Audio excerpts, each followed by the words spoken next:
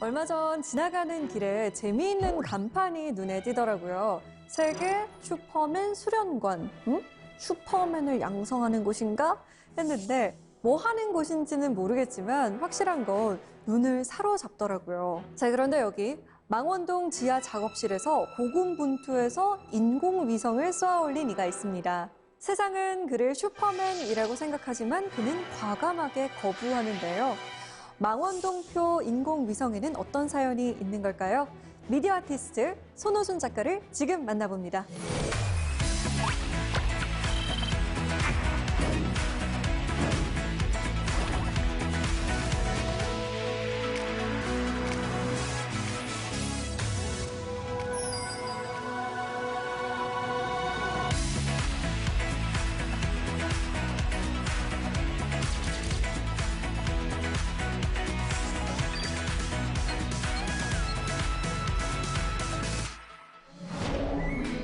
안녕하세요. 안녕하세요. 네, 반갑습니다. 네. 인공위성을 쏘아올린 지 벌써 7년이 됐습니다. 그 인공위성이 정말 궁금했어요. 제가 한번 보여드릴까요? 그러면 이 가져왔는데. 안에 있는 거예요? 네. 이 안에요? 네. 너무 작은데요? 크기가 작아요, 생각보다. 자, 이게 여기 있는 게 어머. 인공위성. 이게 끝이에요? 네네. 손바닥만한데요, 거의? 네. 이게 작은 인공위성 어떤 규격 중에서 이제 그 인류 큐브셋이라고 하는 건데 네. 그 사이즈예요. 지금 이 인공위성은 실제로 써왔을 때랑 똑같은 인공위성인데 왜냐면 네. 두 개를 만들었기 때문에 아, 여기가 정면이고요. 근데 보시면 알겠지만 태양광 패널은 현재 여기서 빠져 있는 상태여서 그래서 안쪽이 지금 다 보이고 있는 상황입니다. 이게 개인 인공위성으로는 네. 최초였죠. 네, 최초였습니다. 안 여쭤볼 수가 없어요. 네. 이 인공위성을 왜 만드신 건가요?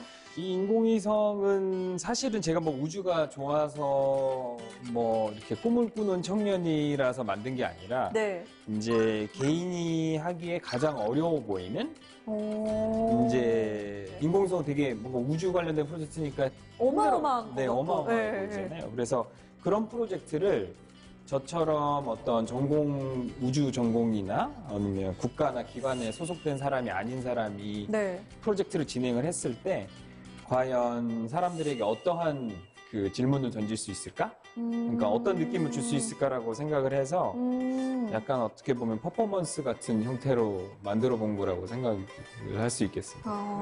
인공위성이 쏘아 올려진 지 벌써 7년입니다. 그동안 송호준 작가에게 어떤 변화가 있었을지 궁금한데요. 오늘 강연을 통해서 그 이야기 한번 들어보겠습니다. 네, 알겠습니다. 고맙습니다. 고맙습니다. 네.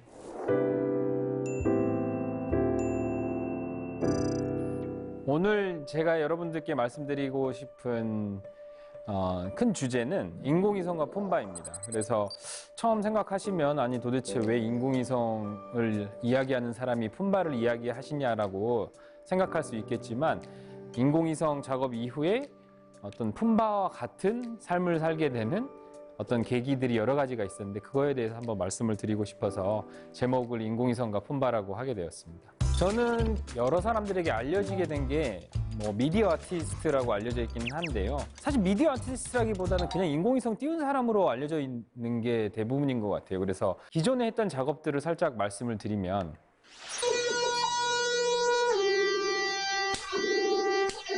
이건 이제 되게 오래된 작업인데 그 전자 기타인데 무선 장치랑 가속도 센서랑 이런 것들을 이용해서 만든 어떤 악기, 새로운 악기를 한번 만들어 보자라고 했었던 거예요. 그래서 이제 음악 공연에도 관심이 많았기 때문에 이런 기타도 만들어 보고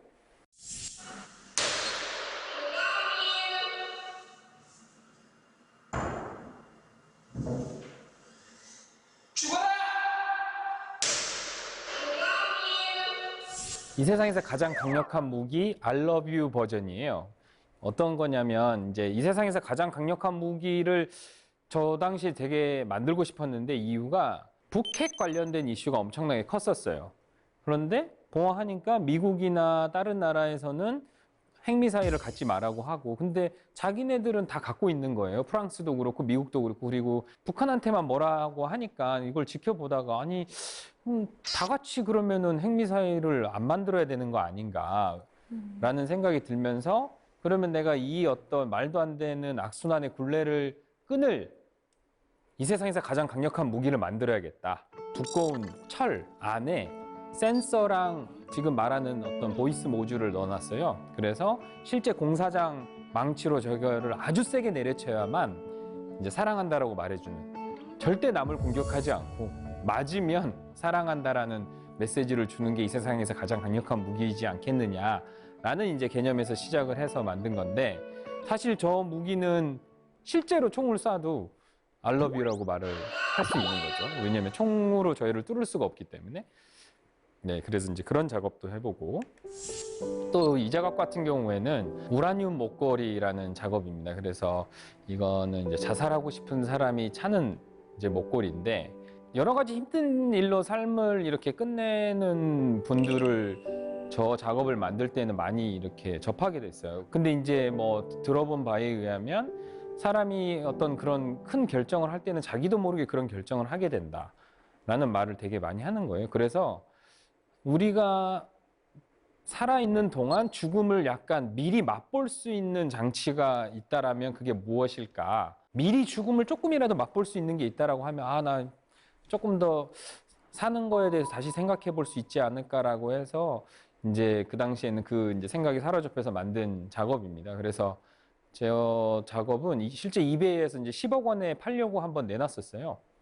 그래서 저걸 이제 10억 원을 주고 사면 절대로 이제 풀 수 없는 어떤 쇠 와이어 줄로 채워주는 거예요. 살고 싶다 그러면 나중에 또 비행기 타고 가서 제가 그 줄을 끊어줄 거예요. 저게 이제 실제로 우라늄이 있어요. 근데 이제 이 메시지가 너무 강력하게 전달되신 분들은 저한테 이메일을 따로 보내신 분들이 있어요. 자기가 이 작업을 봤는데 한 달 안에 내가 죽으면 어떡하느냐 라고 실제로 진지하게 보내신 분들이 있는데, 저 우라늄은 제가 아마존에서 구매를 했어요. 그냥 뭐 한 3만 원 정도 주고 산 것 같아요. 원석이라. 그래서 한국에 들어올 때도 겉표지에 우라늄이라고 써서 들어와요. 그런 정도의 우라늄이라 실제로는 건강에 그렇게 이제 해를 주진 않는데, 이제 돌덩이가 있고 하다 보니까 사람들이 그런 상징을 이제 세게 받아들였던 것 같습니다. 결과적으로 보시면 저는 이제 뭔가 제가 기술을 많이 쓰는 것처럼 보이지만 기술의 속성을 최대한 많이 이해를 하려고 하고, 그걸 바탕으로 해서 그 사이사이에 들어있는 이야기들이 사람들한테 어떤 질문을 던지거나 어떤 생각거리를 주느냐를 작업으로 하는 이제 미디어 작가라고 보통 말을 하고 있었죠, 바깥에서는. 그래서 이제 미디어 작가들 중에서는 되게 화려한 어떤 비주얼이나 매체들을 써서 작업하시는 분도 계시고, 저 같은 경우에는 어떤 그 이야기를 만들어내는 거에 있어서 되게 이제 관심을 많이 갖고 있었습니다. 그래서 이제 인공위성 같은 경우에도 인공위성 작업을 할 때 제가 그 인공위성이 좋았거나 우주가 너무 가고 싶어서 작업을 했다라기보다는 내가 인공위성을 띄우는 행위가 과연 사람들에게 어떠한 또 질문이나 이야기거리를 던져줄 수 있느냐를 보여줄 수 있을 거라고 생각했기 때문에 그걸 인공위성을 써야겠다라는 생각을 하게 된 거예요. 혹시 그 인공위성 하면 뭐가 떠오르시나요? 인공위성 하면 엄청나게 큰 물체, 그리고 여기 말고 저기 있는 거, 굉장히 멀게 느껴지는데요. 맞아요. 그래서 이제 사실 인공위성을 선택을 한 게 프로젝트로, 사실은 잠수함도 해저 잠수함도 있을 수 있고 뭐 비행기도 있을 수 있지만, 인공위성이 가진 그 상징성, 되게 멀어 보이고 또 비쌀 것 같고 개인은 할 수 없을 것 같다라는 그 생각 때문에 개인이 뭔가를 국가나 기관의 힘을 빌리지 않고 할 수 있다라는 그런 시대가 왔다라는 거를 어떻게 보여주지라고 만약에 고민을 한다면, 가장 어려워 보이는, 개인이 하기에 가장 어려워 보이는 일을 개인이 하면 되겠다라고 생각을 한 거예요. 그래서 이제 그 첫 번째로 제가 했었던 게 견적을 내는 거였어요. 견적을 내려고 했을 때 이제 제가 고민이 있었던 게, 제가 마치 어디 국가나 기관에 소속돼 있는 것처럼 이메일을 보낼 것이냐, 아니면 그냥 제 개인 이메일로 보낼 것이냐라는 고민을 했었어요. 그러다가 뭐 안 되면 안 되겠는 거지 하면서 제 개인 이메일로 보냈는데 답변이 저렇게 온 거예요. 뭐 예를 들어 어떻게 온 거냐면, 너 혼자 가게 되면 7만에서 7만 5천 유로, 여럿이 같이 껴서 가게 되면 6만에서 6만 5천 유로예요. 그러니까 한 1억 5천, 1억, 2억 사이에 어쨌든 견적이 나오는 거예요. 그래서 저는 이 견적이 나한테 온다는 게 너무 신기한 거예요. 아니 나는 진짜 완전히 아무도 아닌 사람인데 나한테 어떻게 이렇게 견적을 내주는 거냐. 저 견적을 받자마자 제가 그래 한번 해볼까? 물론 이제 지인들한테 물어봤죠. 나 인공위성 해볼까? 한번 쏴볼까 하는데 근데 제 주변에는 되게 뭐랄까 세상에 많은 어떤 현실적인 문제를 고민하지 않는 사람들이 대부분이라서 다들 인공위성을 해보라고 했습니다. 그래서 아 그래 한번 해보자라고 이제 2008년 12월에 제가 SNS에 이제 말을 하기 시작했죠. 그러면 SNS에 허무맹랑하다, 말도 안 되는 소리다, 어떻게 그걸 할래라고 묻는 사람은 없었나요? 네, 없었어요. 지금 생각해도 그게 신기해요. 아무도 큰일이라고 생각도 안 하고 그냥 하라고 했기 때문에 어떻게 보면 또 할 수 있지 않았나라는 생각도 들거든요.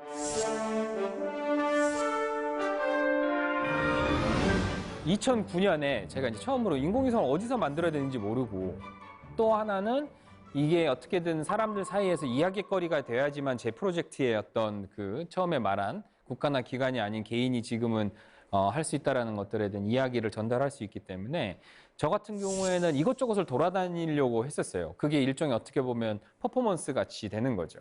그래서 이제 처음으로 어떻게 보면 큰 행동을 하게 된 게 2009년에 캘폴리에 있는 그 인공 큐브셋 디벨로퍼스 워크샵이라는 인공위성 학회에 가게 됩니다. 그래서 이제 큐브셋이라는 건 아까 이제 보신 인공위성, 작은 사이즈의 인공위성을 스탠포드 대학교랑 캘폴리 대학교가 어떤 표준화 프로그램 같은 거를 만들었어요. 그래서 원래는 인공위성을 하나를 띄우려고 하면은 한 200~300억 원을 내야 되거든요. 왜냐면 로켓을 통으로 빌려야 되니까.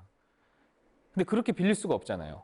그러니까 옆에 이제 꼽살이 껴서 갈 수 있는 상황을 누군가가 만들어야 되는데 우리 같은 사람들이 그런 이야기를 하면 조금 믿음직스럽지가 않잖아요. 근데 이제 스탠포드 대학교나 캘폴리 대학교가 거기에 있는 교수님들 둘이서 그리고 이제 여러 모임을 통해 가지고 작은 거를 어떤 어댑터에 담아 가지고 큰 그 탑재체, 로켓 안에 들어가 있는 메인 탑재체라고 하거든요. 돈 제일 많이 내는 그 사람, 고객. 그러니까 대부분 그 사람이 한 300억 내는 거예요. 그리고 나머지들 그럼 이제 붙어가는 애들이 있을 수 있는 상황을 저 큐브셋이라는 프로그램을 통해서 만들게 됩니다. 그래서 이제 그게 제가 쏘기 전부터 있어 왔었고 그래서 저걸 보고 저도 저거면 나도 내가 300억은 아무리 해도 그건 내가 만들 수는 없는 건데 1억이면 뭐 어떻게 좀 뭐 될까? 그래서 이제 그 프로그램을 처음으로 만든 그 학교의 학회에 제가 가게 되는 거예요. 발표 제목도 이거였었어요. 개인 인공위성 프로젝트를 하겠다. 한번 들어봐 달라. 뭐 이런 거였었는데 정말 그냥 아트 포스터처럼 GOD라고 이제 쓰고 글로벌 오비팅 디바이스의 약자다. 그게 인공위성이다. 그래서 이제 신과 같은 존재를 우리도 이제 누구나 만들 수 있는 이제 상황이 됐다. 그 큰 어떤 상징성을 이제 2009년은 이제 저렇게 흘러가게 됐었습니다. 그 두 번째는 산호세에서 있었던 제로원 아트 비엔날레라는 곳에서 제가 이제 전시를 하게 됐는데 그때 이제 전시를 할 때 제가 생각을 했던 거는 주변에 나사 에임즈 센터라는 곳이 있었어요. 그래서 나사에 계신 분들한테 무슨 말을 하고 싶었냐면 미국은 인터내셔널 트래픽 인 암스 레귤레이션이라고 인공위성에 쓰이는 부품들을 따로 공개하면 안 되는 법이 있어요. 근데 그게 어떻게 보면 지금 살아가는 세상에서는 되게 반대로 살아가는 거거든요. 서로 협력해서 뭔가 만들어 가야 되는데 그게 안 되고 있는 상황인 거예요. 그 국제 무기 조약에 이제 가려진 부품들은 쓸 수가 없잖아요. 그래서 이 부품들이 제일 힘든 거예요. 뭘 썼는지, 우주에서 동작하는 부품들이 뭐가 있는지를 알아보는 게 제가 인공위성 프로젝트 할 때 사실은 가장 심혈을 기울이고 어떻게 보면 여러 가지 부딪히는 주제가 많은 지점이라고 생각을 했습니다. 그래서 이제 조사를 많이 했는데 유럽이라든지 일본이라든지 다른 이렇게 공개된 자료들인데 아무나 구매할 수 있는 부품 중에서 우주에 갔다 온 적이 있는 우주 경험이 있는 영어로는 이제 스페이스 헤리티지가 있는 부품이라고 하는데 그 부품에 대한 리스트를 이렇게 쭉 모은 거예요. 예를 들면 이렇게 써놓은 거예요. 파워 전원 모듈에는 충전 장치는 LTC4425라는 칩을 쓰고 전류 센서는 맥스4376이라는 어떤 부품을 쓴다. 저렇게 해놓으면 모든 사람들이 그냥 인터넷에서 다 검색해서 구매할 수가 있거든요. 어떻게 보면 이게 그 국제 무기 조약하고는 이제 반대로 가는 오픈 소스 그리고 이걸 공유할 거다. 우리 누구나 인공위성을 만들 수 있다라는 이제 그 이야기를 할 수 있는 지점을 이런 전시를 통해서 이야기해 보려고 했었던 거죠. 그래서 이제 그 부품 리스트랑 여기에 같이 전시가 됐던 겁니다. 한 3일 전인가 전화가 왔어요. 야야야, 좋은 소식이 있어. 너 인공위성 드디어 발사할 수 있을 것 같아. 그래서 나는 속으로 큰일 났다. 아직 안 만들었는데 큰일 났네. 어떡하지? 그런데 얘네들이 너무 이제 즐겁게 연락이 온 거예요. 저기 지금 내 인공위성을 저기 프랑스에 있는 노바나노 회사에 의뢰를 해서 러시아 로켓을 통해서 우주로 가겠다라는 이제 계약식이에요. 중앙에 있는 회색 옷 입으신 분이 그 이사라고 유로피안 스페이스 에이전시에 있었던 되게 높으신 분이었는데 이제 저 친구들하고 조인이 돼가지고 그 일들이 이제 가능하게 된 거예요. 그래서 제가 이제 그러면 이거를 또 뭔가 남겨야 되니까 저렇게 뒤에 보면은 A4 인쇄하고 저기 저 국기들은 어디서 산 거냐면 평화시장 있죠. 동대문 평화시장에서 이제 그 전날 사가지고 가고 사이언스 판타지도 이제 그때 만든 거예요. 저거 메고 한번 찍어야겠다. 제가 이 비디오를 공개를 했을 때 모든 사람들이 어디서 배우들을 저렇게 구해서 재미난 작업을 하고 있느냐라고 저한테 많은 어떤 축하를 해줬어요. 인공위성 계약 체결을 축하를 해준 게 아니라 작업이 되게 괜찮다, 연극 같다 라는 걸로 저한테 축하를 해줘서 나 진짜라고 이거. 그러면서 이제 그 저에 대해서 제가 조금 더 알아가기 시작합니다. 그 이 인공위성 프로젝트의 특징이라는 게 뭔지. 아무리 말을 해도 사람들은 다 인공위성 프로젝트니까 뭐 다 드라마 없이 나랑 뭐 어떤 논쟁도 없이 다 나를 축하해주고 인공위성을 소개해 주려고 막 도와주고 있는 상황이고 찍고 나면은 다 가짜 같고 그래서 이런 톤이 내가 가진 인공위성 프로젝트가 가진 톤인가 보구나. 오히려 어떻게 보면 처음하고 더 근접한 거죠. 누구든지 무시할 수 있는 톤에 되게 가까워지는 거예요. 왜냐하면 기존의 우주 프로그램이라고 생각하면 되게 근엄하고 무조건 흰색 가운을 입어야 되고 뭐 이런 느낌이었는데 저는 보면 정말 인공위성 안 속에 생긴 사람들하고 같이 있는 거잖아요. 이런 톤이 이 인공위성 프로젝트가 가진 톤인 거예요. 요거는 이제 실제 이제 인공위성을 진짜 만들었나 보네 하는 어떤 증거 같은 이제 사진들인 거죠. 요것도 이제 사실은 어떤 화학적인 실험을 했어야 됐었는데 이거는 저희 작업실에 없어가지고 주변에 있는 다른 아티스트네 작업실에서 이제 만들었던 것들이고요.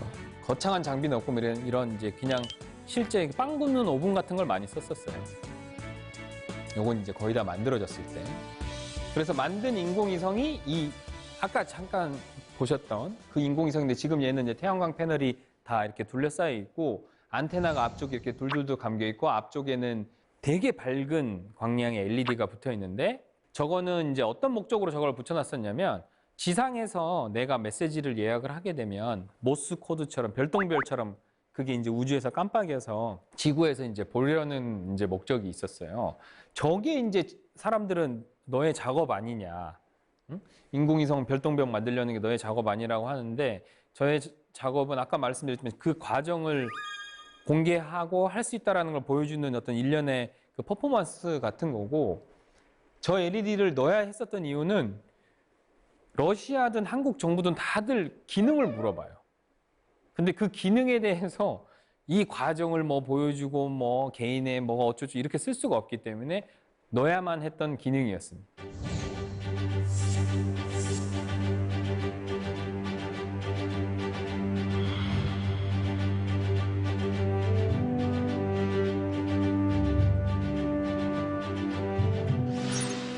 안녕하세요.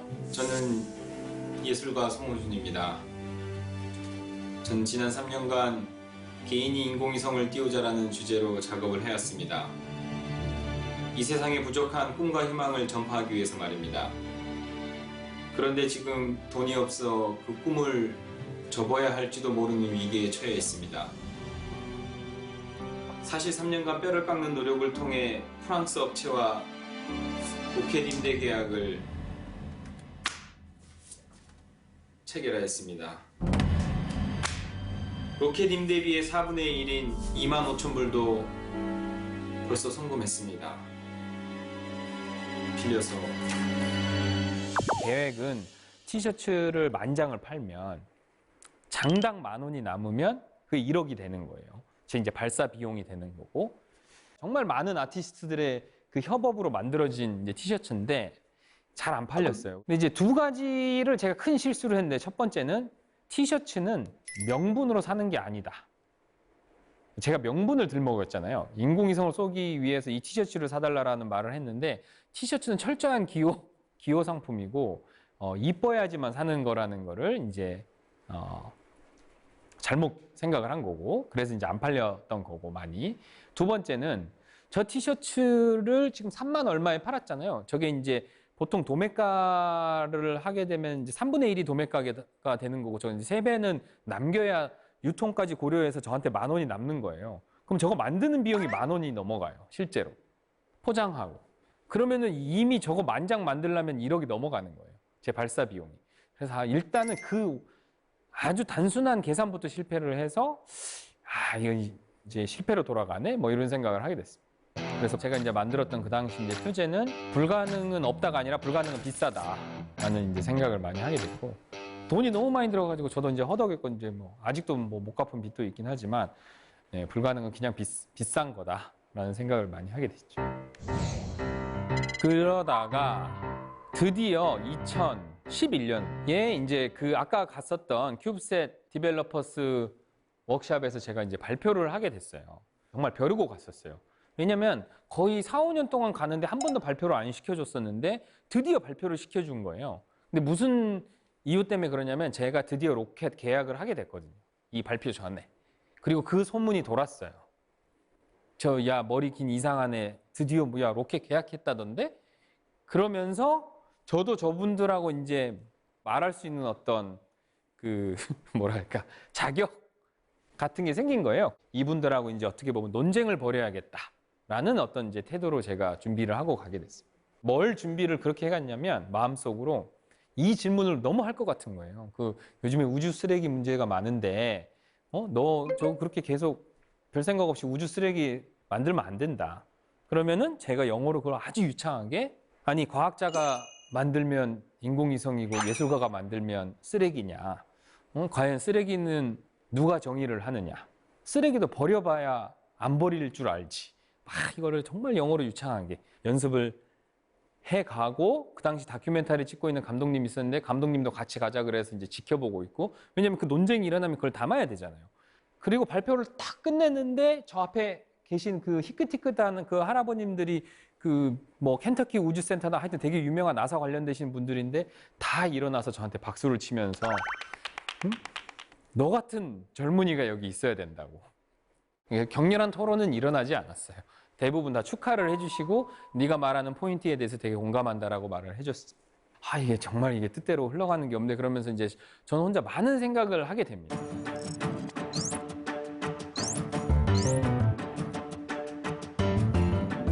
제가 인공위성을 쏜 곳은 카자흐스탄에서 쐈거든요. 그러니까 러시아 로켓으로 올라간 거예요. 러시아 로켓 소유주 2-1B라는 로켓으로 올라가게 되는데, 그 로켓이 쏘아 올라가는 발사장은 카자흐스탄에 있어요. 인공위성을 이제 쏘러 가기 전에 두 번 갑니다. 쏘기 전에 배달.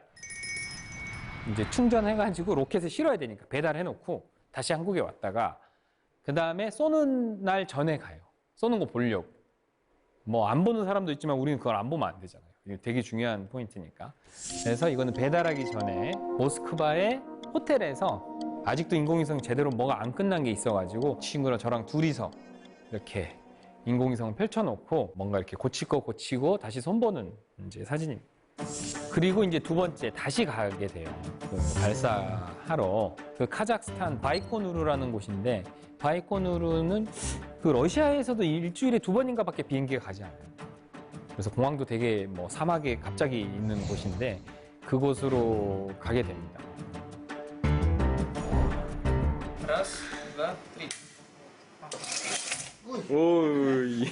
이제 쏘기 전에 이제 테스트했던 장면을 보고 계시네요. ADL 5530 100나노 헬리. 이게 주파수 테스트 0.6. 이때는 so LNA works good. 마지막 충전 배터리. 그리고 저 이상한 옷 입고 있잖아요. 여기 계신 분들 실제 정말 그 높으신 러시아 과학자분들이세요.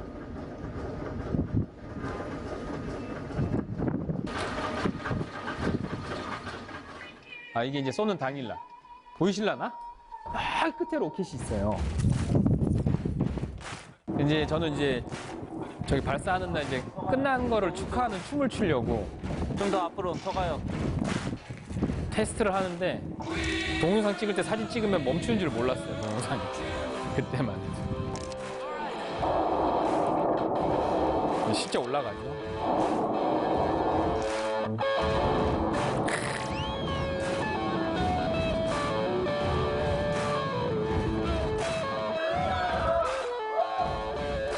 제가 춤출 때 이렇게 많은 사람이 뒤에 있었습니다.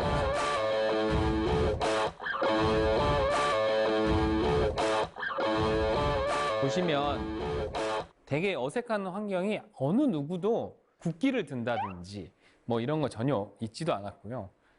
카운트다운 같은 거 우리 항상 상상하잖아요. 어떤 영화를 봐도 카운트다운이 있으니까. 10, 9, 뭐 그걸 또 러시아 말로 하려나? 그랬는데 그런 거 없습니다. 와, 언제 쏘는 거야? 언제 쏘는 거야? 했는데 뒤에서 올라가는 거예요. 후 하면서 그냥 가요. 또 하나는 아까 러시아 그 과학자분들이 여러분이 계셨는데 원래는 촬영이 안 돼요.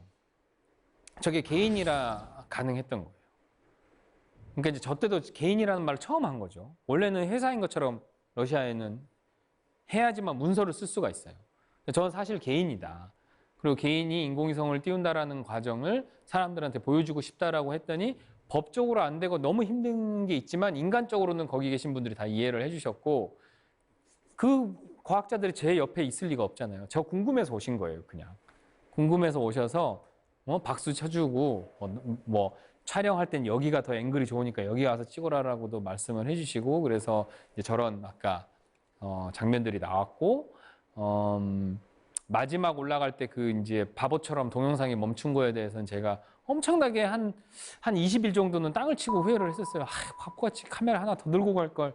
그런데 생각하면 생각할수록 그게 이 인공위성 프로젝트가 가진 어떤 톤인 거예요.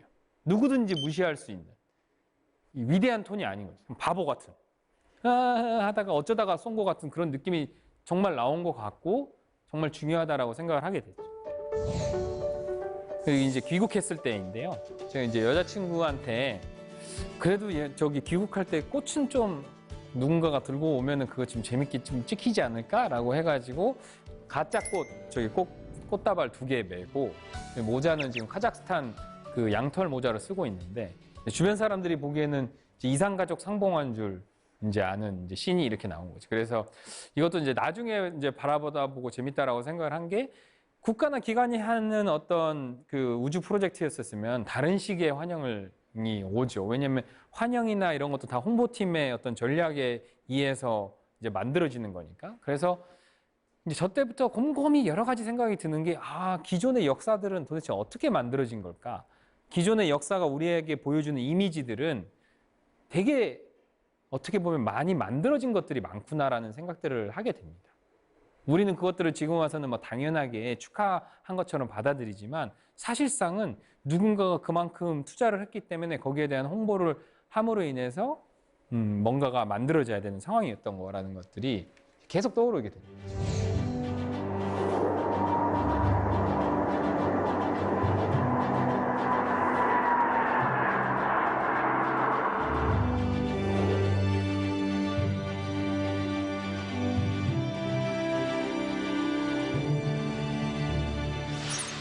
그 제 프로젝트의 이름은 이제 OSSI였는데요.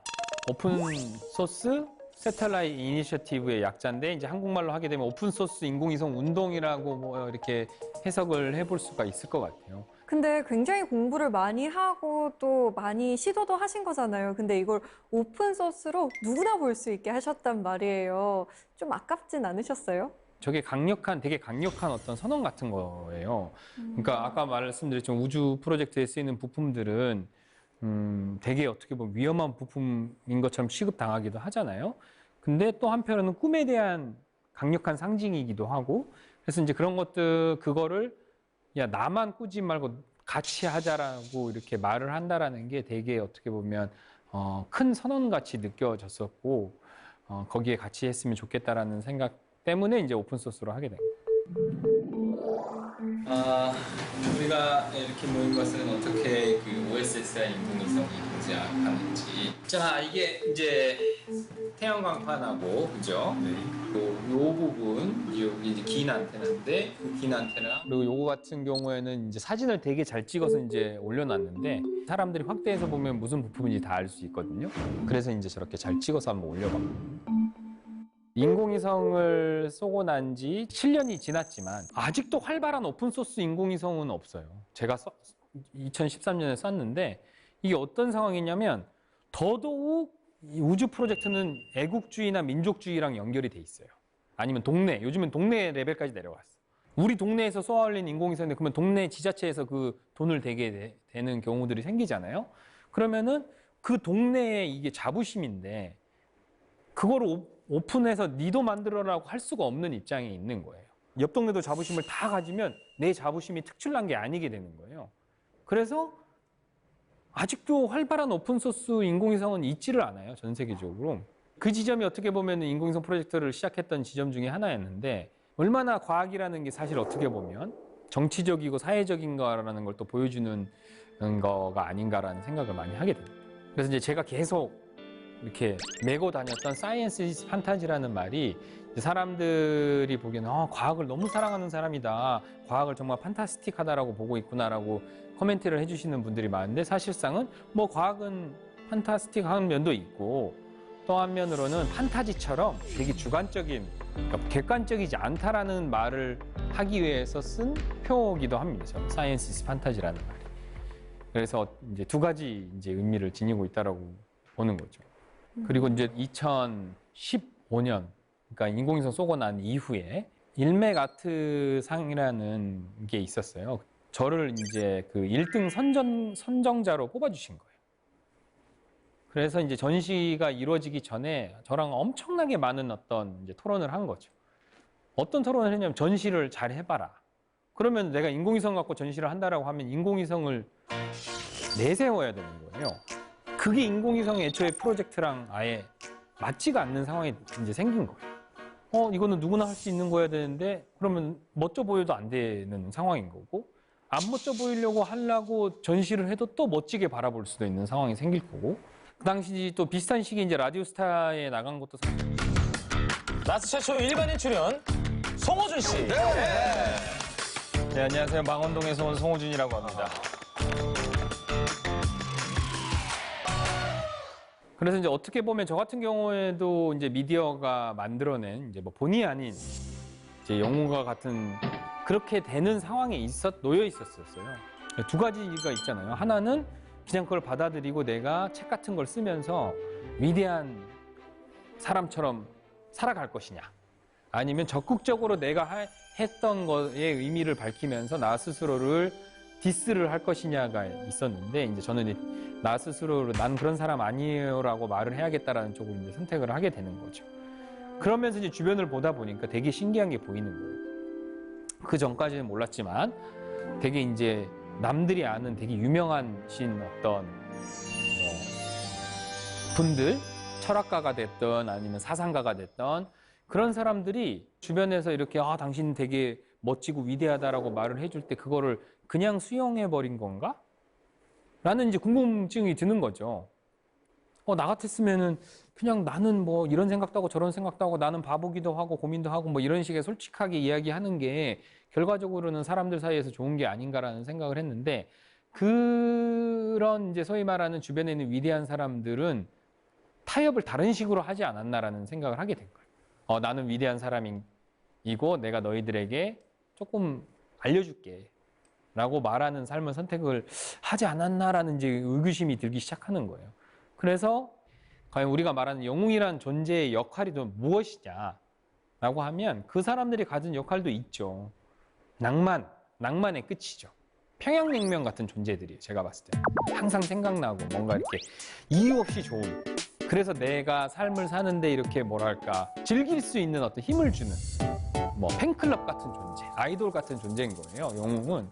근데 또 한편으로는 생각이라든지 뭐 꿈에 관련된 이야기를 한다라든지 우리가 어떻게 살아야 되는지를 방향을 제시하는 것 같은 영웅들은 큰 부작용도 가지고 있는 거죠. 뭐냐면 생각의 다양성을 파괴한다는 점이 있어요. 그 사람 말이 되게 옳아요. 그 사람이 예를 들어서 사랑이라는 걸 할 땐 이렇게 사랑을 해야 돼. 그러면 사랑에 절실한 사람들은 그 사람의 말을 듣고 고맙습니다. 당신 때문에 내가 사랑을 알게 됐어요 라고 하겠지만 좀 더 고민을 해보다 보니까 그 사람 말이 맞은 게 아니야. 그래서 그 사람 말 듣고 내가 한 10년 살았는데 10년 후에 땅을 치고 후회하는 거죠. 아이씨, 다른 사랑도 있구만. 그래서 그 영웅이라는 존재는 어떻게 보면 다양한 생각이 이렇게 펼쳐져 나오게 하는데 방해하고 있는 사람이기도 해요. 제가 이제 생각이 든 게 품바 같은 존재가 되어야지만 남이 생각하는 다양성을 깔보지 않고 적극적으로 같이 어울리는 존재가 될 수 있지 않을까라는 이제 상상을 하게 돼요. 품바라는 거는 누구한테든지 이야기를 할 수 있는 존재고 다른 사람들도 저한테 뭐라고 아무런 말이라도 할 수 있는 존재인 거예요. 위대한 사람이 아니니까. 근데 위대한 사람한테 잘 보세요. 되게 착하고 위대한 사람한테는 논쟁이 안 돼요. 예를 들어서 참 꽃 중에서 제일 아름다운 꽃은 모란인 것 같다. 이러면은 너무나 착하고 점잖은 분이 그러시면 네, 그럴 수밖에 없어요. 네. 근데 이제 되게 까불까불하고 이 꽃도 좋고 저 꽃도 좋고 하는 사람이 있으면 그 사람한테는 야, 그 꽃 아니고 난 이 꽃이 좋아. 이렇게 말할 수 있는 어떻게 보면 되게 동등한 관계가 되는 거죠. 근데 그 위대한 사람들이 그걸 용납하지 않아요. 그러면서 제가 이제 생각이 든 게 품바 같은 존재가 되어야지만 남이 생각하는 다양성을 깔보지 않고 적극적으로 같이 어울리는 존재가 될 수 있지 않을까라는 이제 상상을 하게 돼요. 한쪽으로 편향된 생각 같은 거를 다른 쪽으로 이렇게 다양한 생각으로 이렇게 바꾸려면 어떻게 해야 될까라고 생각을 했었을 때 저는 이제 우연하고 불확실한 것들에 그 답이 있지 않나라고 생각을 한 거예요. 왜냐하면 되게 위대한 사람들은 항상 이 인과관계가 명확하거든요. 거의. 거기에 수많은 우연이 있는데 그건 절대 말 안 해요. 뭐 이렇게 와가지고 제가 어렸을 때 우유를 많이 마셔가지고 명문대를 갔고 그때 달리기를 잘했던 유학을 갔다. 예를 들면 이런 식의 그 인과관계가 딱 있어요. 그러다 보면 이제 그 되게 절실한 어떤 뭐 20대, 30대들이 그걸 보고 나도 우유 많이 마셔야겠네. 나도 이제 달리기 해야겠어. 이렇게 살게 되는 거예요. 그래서 이제 우연하고 불확실한 거에 대해서 이제 제가 이제 무지하게 이제 빠지게 되는 게 이제 인공위성 이후에 어떻게 보면 제 그 과정들이 됩니다. 그래서 몸을 써야겠다도 그 중에 하나였었는데 이제 몸을 쓰는 것 중에서도 가장 불확실한 것들하고 연결될 수 있는 것들이 낚시랑 서핑이랑 뭐 예를 들면은 암벽이었었어요. 왜냐하면 무슨 일이 어떻게 벌어날지 모르고 거기에서는 어떤 실력 있는 게 중요한 게 아니라 경험이 중요하거든요. 그러니까 데이터가 중요해요. 그러니까 인과관계에 어떤 하늘에서 내려온 내가 재능을 가진 사람이 아니라 그냥 많이 했더니 이상하게 뭔가 조합이 이루어져서 됐다라는 이제 그런 분야들에 이제 엄청나게 빠지게 되고 낚시도 이제 그 중에 하나가 됐고 이제 그러한 활동들이 제가 하고 있는 다른 작업들에도 많은 영향을 주게 됐습니다.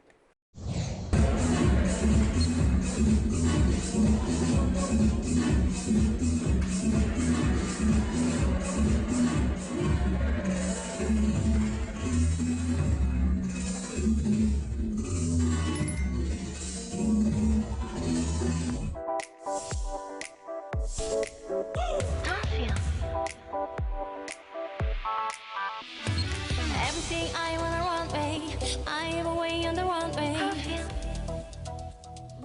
요즘에는 최대한 그래도 이런 의도를 말씀을 드리고 내가 하려는 게 최대한 뭔가 다양성을 해치지 않았으면 좋겠다라는 것들을 서로 공감한 상태에서 사람들도 만나고 무슨 짓이라도 해보려고는 하고 있어요.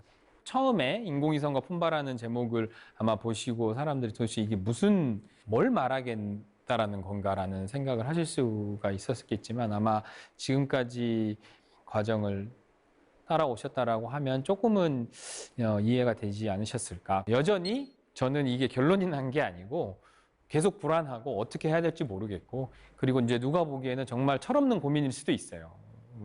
왜냐면 정말 하루하루 힘들게 살아가셔야 되는 분들도 있으리라고 생각이 되는데, 누구나 어떤 가능성이 있는 거예요. 모든 변화를 이끌어가고 있는 사람들은 어떤 자기의 줏대를 가지고 자기가 하고 싶은 거를 하고 있는 다양한 이름 없는 익명의 디지털 품바들 같은 사람들인 것 같아요. 호라지가 있는 아마추어. 아주 주체적으로 나만의 것이 되게 고유한 것이다라는 생각을 가지고 살 수 있는 이제 세상에 늦게나마 한번 저도 같이 뛰어들어 보려고 그런 생각을 하고 있습니다. 오늘 강연 들어주셔서 감사드리고, 앞으로 혹시 길 가다가 저를 뵙더라도 꼭 그 품바로 이렇게 반갑게 맞아주시면 감사드리겠습니다. 고맙습니다.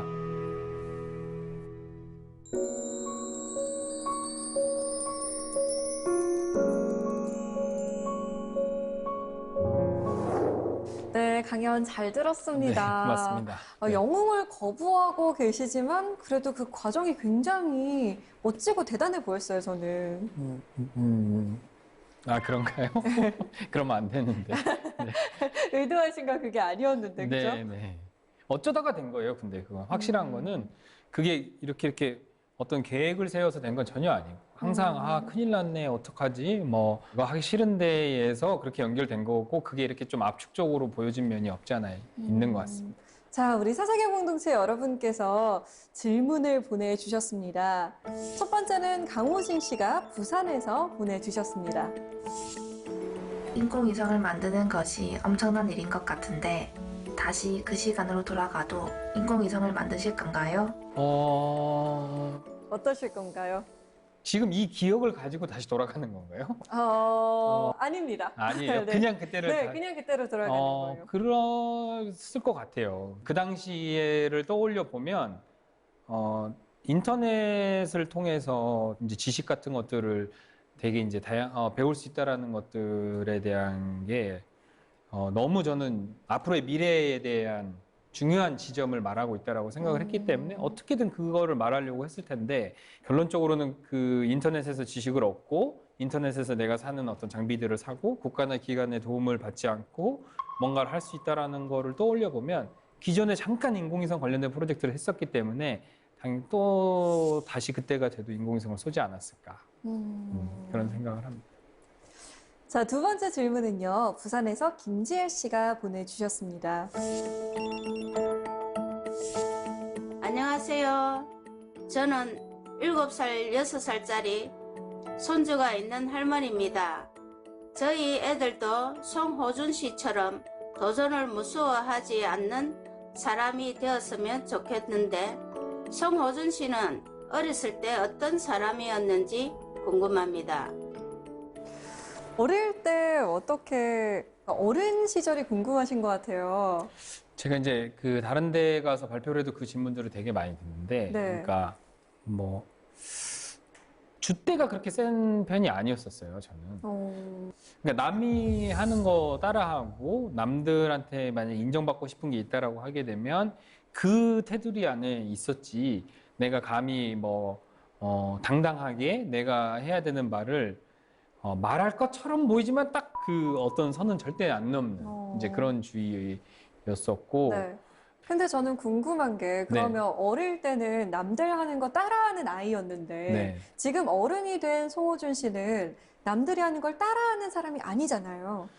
그게 그러니까 이제 계속 그렇게 한 30살까지 살다가 이제 따라하기 싫다라는 게 이제 되게 세졌기 때문에 생각이 더 이제 거부하게 되는 거죠. 그래서 이런 식으로 계속 뭐 폰바가 되고 싶다 뭐 이렇게 생각하는 것도 30살까지 그 틀 안에서 이렇게 살다 보고 제가 스스로 그 틀을 깰 용기도 없었거든요. 어떻게 보면은 뭐 타의에 의해서 그 용기를 갖게 된 건데, 이제 그런 상황들이 생기다 보니까 요즘에는 더더욱 그렇게 이제 안 살아야지 어떻게 하면은 다르게 살 수 있을까로 고민을 하게 되는 거예요. 자, 이번에는 마지막 질문입니다. 경기도에서 전혜준 씨가 보내주셨어요. 인공위성 발사 이후 미디어 아트 작가로서 다양한 활동을 하신다고 들었는데 요즘에는 어떤 활동들 하고 계신가요? 저는 이제 그 불확실과 우연함에 관련된 이제 여러 작업들에 관심이 많아졌는데 그 중에 이제 하나가 압축하지 말라는 작업이 있어요. 영상을 준비했는데 한번 같이 보시죠. 네. 안녕하십니까. 저는 송호준입니다. 안녕이십니까. 유는 소고준입니다. 안친형 하피십니까? 분은 송호준님이시다. 이 작업은 뭐냐면요. 어떻게 인공지능이 못 알아듣는 발성을 할 것인가에 대한 말이에요. 그 작업이에요. 그러니까 예를 들어서 거기에 이제 백색 소음을 껴넣자. 그래서 네. 안녕하십니까인데 네. 안치라고 넣는 거예요. 그러면 안녕하십니까? 네. 그러면은 안녕하십니까 사람은 알아들을 수 있는데 네. 이제 인공지능은 힘들어하거든요. 그래서 이제 그거를 단체로 사람들하고 같이 이렇게 발성하는, 왜냐면 인공지능이 어떻게 보면 그 불확실이나 인과관계에 대한 것들, 특히 인공지능이 이렇게 뽑아내는 어떤 알고리즘 같은 경우에는 되게 트렌디한 것들이잖아요. 그러니까 네네네네. 잘 알려진 거를 잘 분석하잖아요. 네네. 그래서 거기에 이제 반하는 짓을 어떻게 해볼까 해서 나온 이제 작업 중에 하나입니다.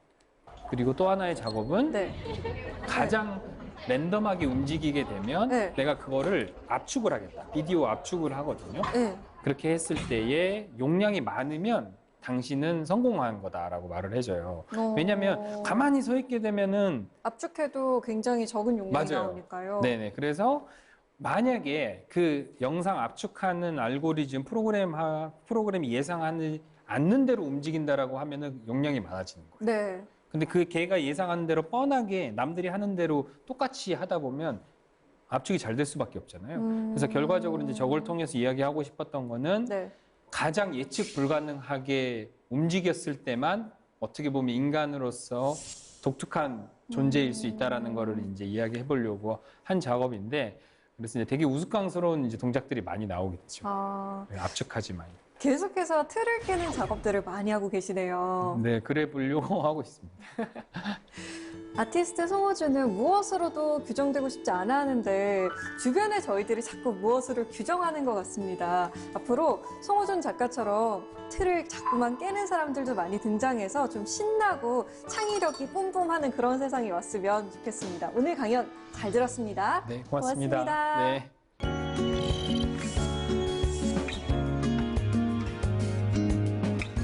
가로등의 유래가 벤저민 프랭클린이라고 합니다. 하지만 그가 특허를 내어서 돈을 벌었다거나 하는 이야기는 들어본 적이 없습니다. 그는 다만 어두운 거리를 헤매는 사람들을 보고 자기 집의 등불을 밖에 걸었다고 하죠. 가로등의 시작은 이처럼 남을 생각하고 배려하는 작은 마음에서부터였습니다.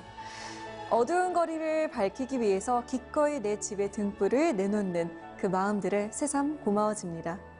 사색의 공동체 스미다 다음 시간에 다시 찾아오겠습니다.